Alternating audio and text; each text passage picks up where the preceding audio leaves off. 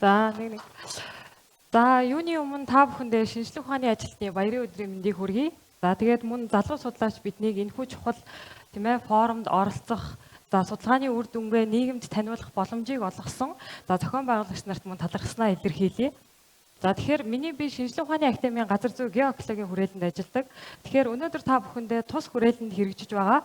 За хотуудад улс орон болон орон нутгийн зэрэглэл, статус, чиг үүрэг тодорхойлох судалгааны үр дүнгээс товчхон танилцуулахыг зорилоо. За тэгэхээр та бүхнээс эхлээд нэг асуулт асууя л та. Дэлхийд дахина хамгийн хурдтай өсдөг зүйл юу вэ? Хүн ам тийм үү? Тэгэхээр тэр хүн ам өнөөдөр хаан суурьшихыг илүүтэй хүсэж байгаа вэ?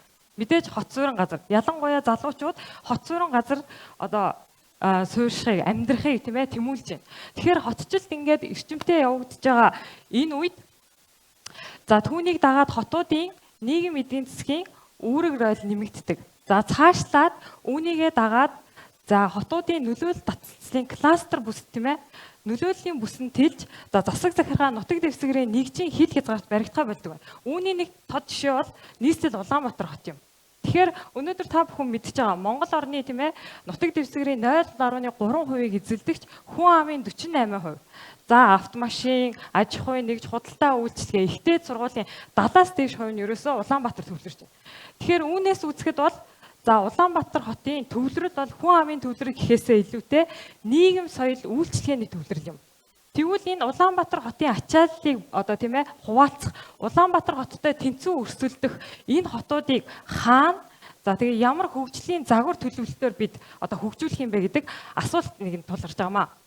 За тэгэхээр энэхүү судалгаагаар бидний зүгээс төвшүүлж байгаа загвар бол ерөөсөө энэ хот хөдөөгийн нэгдмэл байдлыг хангах, за тэгээд бүсүүдийн хэмжээнд хөгжлийг хурцсах, энэ хотын кластер загварыг хөгжүүлэх энэ загварыг би санал болгож байгаа.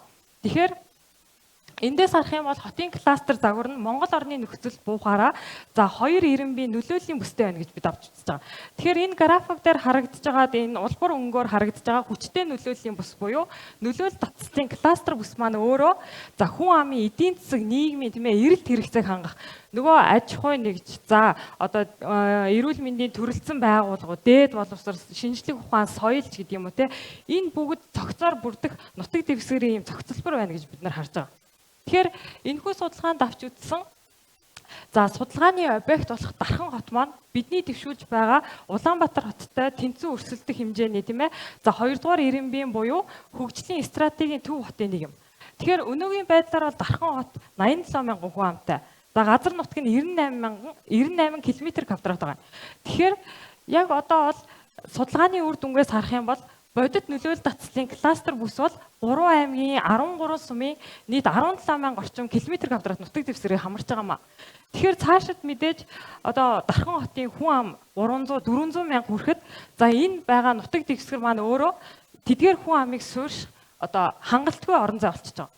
Тэгэхээр иймээс бид нар өөрсдөө яах вэ гэхээр цаашдын нэгэнт хотуудын хөгжлийн төлөвлөлтийг хийх эрх зүй орцсон бүрдсэн энэ цаг үед бол нөлөөлөл татцлын кластер бүсийн хэмжээнд төлөвлөлтийг явуулах шаардлагатай байна гэж үзэж байгаа. За эцэст нь дүгнээд хэлэхэд бол за алсын хараа 20-50 урт хугацааны хөгжлийн бодлого, за шин сэргээлтийн бодлогод залуу судлаач бидний оролцоо өндөр гэж харж байгаа. За үүнээс гадна бидний судалгааны үр дүн тийм ээ за Монгол улсын хэрэгжиж байгаа бодлогын хэрэгжилтийг сайжруулах, за төлөвлөлтийг зөв голдролд нь оруулах ийм шинжлэх ухааны суурь үндэс болно гэж бол харж байгаамаа. За анхаарал тавьсан та бүхэнд баярлалаа. За баярлалаа. За баярлалаа.